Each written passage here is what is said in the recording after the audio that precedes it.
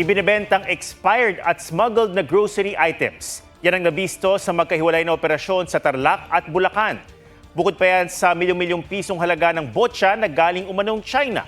May exclusive report si John Consulta. Pagpasok sa loob ng compound na ito sa Bamban, Tarlac, tumambad ang sako-sakong noodles, biskwit, tsokolate at iba pang pagkain. Mga expired na ito, pero ibinebenta pa umano ng bagsak presyo ng suspect. Hindi man sa akin yan. Hindi, Doon sa pinaano lang yan. hindi po, tay.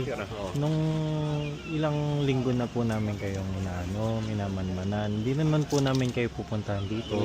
Kung basta-basta, di ba po? Siyempre, tinrabaho naman. Hindi, mamaya po.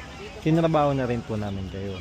Nagkasakit yung isa sa mga nakakain. Binubura nila yung expiration date, may ginagamit silang chemical at yun ay binebenta nila.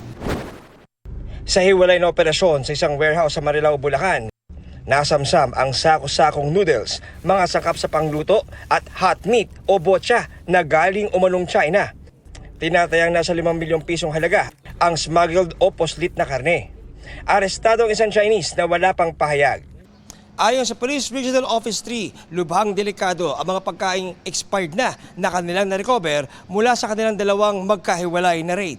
May nakakarating dito, then may sumasalo, then pagdating dito, binebenta nila. Kakalungkot yan kasi maraming magkakasakit sa mga nakabili kung yan ay patuloy na magbebenta ng mga illegal na produkto na ganyan.